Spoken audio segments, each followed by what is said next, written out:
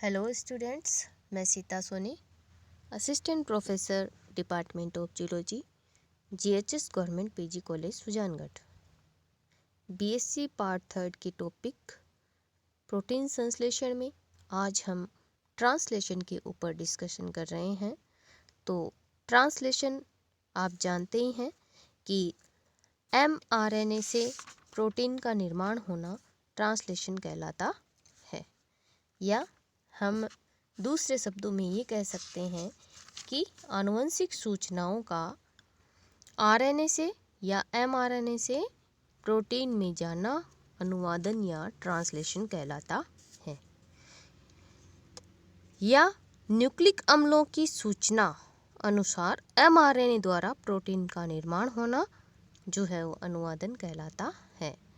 यह प्रक्रिया जो है वो जटिल होती है।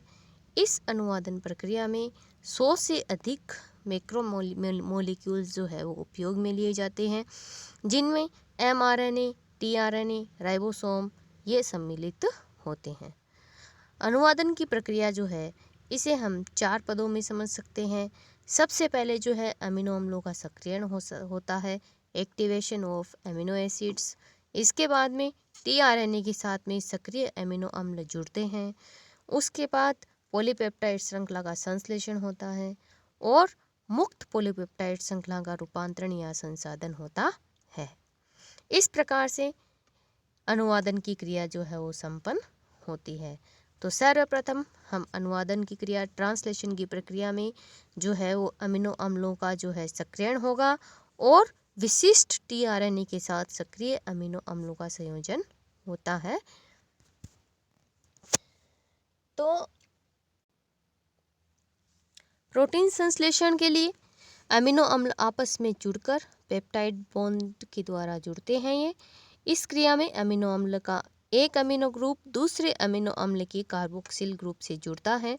यह क्रिया जो है वो ऊर्जा शोषी होती है, यानी स्वतः नहीं हो पाती। इसलिए अमीनो अम्ल का सक्रियण उत्प्रेरक की उपस्थिति में एटीपी के साथ क्रिया करके होता है, जो पेप्टाइड बॉन्ड बनाने हेतु प्रयोग में ऊर्जा प्रदान करता है। दूसरा जो पद है यहाँ पर पॉलीपेप्टाइड का संश्लेषण। तो प्रोटीन या पॉलीपेप्टाइड श्रृंखला का संश्लेषण निम्न पदों के अंदर पूर्ण होता है। सबसे पहला है इनिशिएशन या समारंभन। समारंभन या इनिशिएशन की प्रक्रिया विशिष्ट अमीनो अम्ल एसाइल टीआरएनए के राइबोसोम की छोटी इकाई के साथ संलग्न होने के साथ में प्रारंभ होती है। सभी प्रकार के जीवों में प्रोटीन संश्लेषण का जो शुरुआत है वो आनुवंशिक कोड AUG जो मीथियोनिन एमिनो अम्ल को कोडित करता है, इसके द्वारा होती है। इस प्रकार पॉलीपेप्टाइड श्रृंखला का संश्लेषण या समारंभन जो है हमेशा मीथियोनिन एमिनो अम्ल से ही होता है। इसके लिए mRNA पर कोडोन जो है वो AUG होते हैं, जो 5 डेज सिरे की ओर स्थित होता है। मीथियोनिन जो है वो अपने विशिष्ट टीआरएनए के साथ जुड़कर मीथियोनिन टीआरएनए कहलाता है। इसे अमीनो सक्रियण प्रक्रिया भी कहा जाता है। यह क्रिया विशिष्ट अमीनो एसाइल सिंथेटेज एंजाइम की उपस्थिति में होती है। तो प्रथम क्रिया के अंदर मीथियोनिन टीआरएनए के साथ में जुड़ता है और मीथियोनाइल टीआरएनए बनाता है। मीथियोनाइल टीआरएनए का जो एंटीकोडोन राइबोसोम पर स्थित mRNA के AUG कोडोन के साथ बंध बनाता है।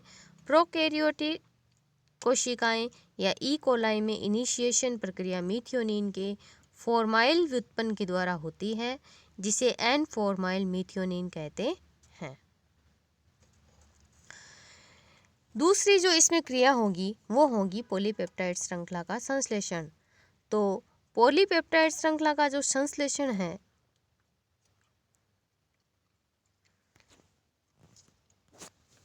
इसमें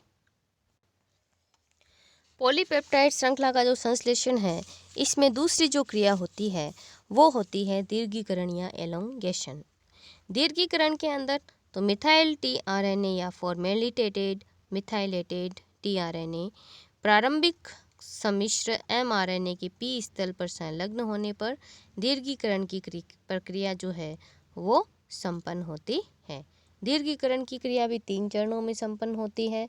नए एमिनो एसाइल टीआरएनए का राइबोसोम के ए स्थल पर बंधन, यह प्रक्रिया एमआरएनए के कोडोन के द्वारा निर्देशित और जीटीपी के दीर्घीकरण कारकों की सहायता से होती है। दूसरी है इसमें पेप्टाइड बॉन्ड का निर्माण और टीआरएनए का की पी स्थल से निर्मुक्ति, और तीसरी प्रक्रिया में पेप्टाइड टीआरएनए का ए स्थल पर स्थानांतरण होता है। तो सबसे पहले समारंभन की क्रिया के पश्चात यानी इनिशिएशन की प्रक्रिया के पश्चात जो है वो प्रोकैरियोट्स में 70S प्रारंभिक सम्मिश्र व यूकैरियोट्स में 80S प्रारंभिक सम्मिश्र में ए स्थल खाली होता है। अब दूसरा उचित अमीनो एसाइल टीआरएनए राइबोसोम के ए स्थल पर अपने एंटीकोडोन को एमआरएनए के कोडोन से बांधता है। प्रोकैरियोट्स में यह प्रक्रिया EFTU, EFTS और GTP की उपस्थिति में होती है। ETTU व GTP एक कॉम्प्लेक्स बनाते हैं जो अमीनो एसाइल टीआरएनए के साथ संयुक्त हो जाते हैं। यह कॉम्प्लेक्स राइबोसोम के साथ अन्योन्य क्रिया करता है तथा अमीनो एसाइल टीआरएनए का एंटीकोडोन ए स्थल पर एमआरएनए के कोडोन से बंध बनाता है। इसके साथ ही जीटीपी जल अपघटित हो जाता है और EFTU, GDP व P1 बन जाता है। इस प्रकार पी स्थल पर और ए स्थल के निश्चित व निर्धारित अमीनो अम्ल के पास आ जाने की प्रक्रिया संपन्न होती है। प्रोकैरियोट्स में EFTS कारक EFTU अमीनो एसाइल टीआरएनए व GTP के सम्मिश्र बनने की प्रक्रिया को उत्प्रेरित करता है। यह प्रक्रिया जो है यूकैरियोट में भी प्रोकैरियोट्स के समान ही होती है, परंतु इसमें दीर्घीकरण कारक EF1 इस प्रक्रिया में सहायक होता है। इस प्रकार पी स्थल व ए स्थल के निश्चित व निर्धारित अमीनो अम्ल पास स्थित हो जाते हैं। अब इन अमीनो अम्ल के मध्य पेप्टाइड बॉन्ड बन जाता है। पेप्टाइड बॉन्ड का निर्माण पेप्टाइड सिंथेटेज नामक एंजाइम की उपस्थिति में होता है जो राइबोसोम की बड़ी उपिकाई का ही प्रोटीन है। जैसे ही पेप्टाइड बॉन्ड बनता है पी स्थल से टीआरएनए अणु मुक्त हो जाता है।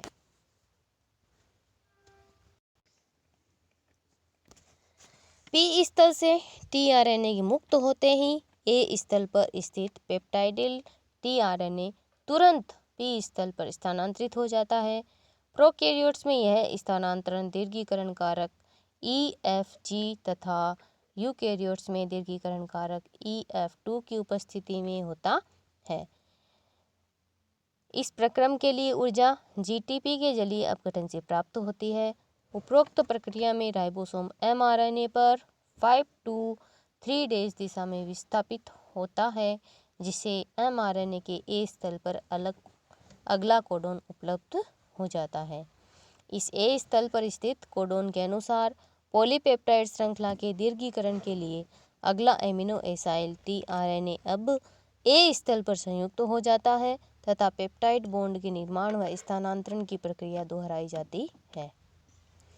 इस प्रकार एक के बाद एक एमिनो अम्ल के ए स्थल पर स्थित कोडोन के निर्देशन में जुड़ते चले जाने से पॉलीपेप्टाइड श्रृंखला वृद्धि करती है और दीर्घीकरण के दौरान कई एमिनो अम्लों के पॉलीपेप्टाइड श्रृंखला में सम्मिलित होने के साथ ही पॉलीपेप्टाइड श्रृंखला के एन टर्मिनस से मीथियोनिन यूकैरियोट्स में और मीथियोनिन व फॉर्माइल मीथियोनिन अमीनो अम्लों को एंजाइम की उपस्थिति में इनको पृथक कर दिया जाता है। मीथियोनिन यूकैरियोट्स में और फॉर्माइल मीथियोनिन जो है वो प्रोकैरियोट्स में। लास्ट जो है इसमें टर्मिनेशन या समापन, तो एमआरएनए के प्रत्येक सिस्ट्रोन के अंतिम सिरे की ओर पॉलीपेप्टाइड श्रृंखला की समाप्ति निर्धारित करने वाले विशिष्ट कोडोन होते हैं जो टर्मिनल कोडोन या समापन कोडोन कहलाते हैं। ये UAA, UAG, UGA के रूप में होते हैं जो किसी भी अमीनो अम्ल के संकेतक नहीं होते हैं और इन्हें नॉनसेंस कोडॉन भी कहते हैं। सामान्य कोशिका में टीआरएनएज में इस समापन कोडॉन के पूरक एंटीकोडॉन नहीं पाए जाते। इन समापन कोडॉन्स को अभिज्ञान मोचक कारक या रिलीज फैक्टर भी कहते हैं। प्रोकैरियोट्स में मोचक कारक RF1 कोडॉन UAA या UAG की पहचान करता है तथा मोचक कारक RF2 जो है UAA UGA को पहचानता है, जबकि यूकैरियोट्स में एक ही मोचक कारक RF उपस्थित होता है जो समापन कोडॉन को पहचान करता है और इन समापन कारकों से के संबंधित समापन कोडॉन के साथ संयुक्त होने या संबंध स्थापित करने के परिणाम स्वरूप ही एंजाइम पेप्टाइडिल ट्रांसफरेज सक्रिय होता है। यह एंजाइम पॉलीपेप्टाइड श्रृंखला के मोचन को उत्प्रेरित करता है। जब राइबोसोम mRNA के अंतिम सिरे तक सरकता है तो श्रृंखला समाप्त करने वाले कोडॉन के कारण पेप्टाइड बॉन्ड नहीं बनते और पॉलीपेप्टाइड श्रृंखला संश्लेषण जो है वो समाप्त हो जाता है। साथ ही समापन कोडॉन व मोचक कारकों के संयुक्त होने से इनके द्वारा एंजाइम ट्रांसफरेज के सक्रियण एवं सक्रिय ट्रांसफरेज के नवनिर्मित पॉलीपेप्टाइड श्रृंखला मुक्त हो जाती है और अंतिम चरण में टीआरएनए की निर्मुक्ति के साथ राइबोसोम की दोनों उप इकाइयां पृथक हो जाती हैं, जिसे प्रोकैरियोट्स में IF3 उत्प्रेरित करता है और यूकैरियोट्स में EIF6 राइबोसोम की उप इकाइयों के विसंयोजन में सहायक होता है। इस प्रकार से जो है यहाँ पर प्रोटीन संश्लेषण की जो प्रक्रिया जो है वो संपन्न होती है, जिसे हम ट्रांसलेशन और ट्रांसक्रिप्शन प्रक्रिया के अंतर्गत जो है पढ़ते हैं। Okay students, thank you, have a good day.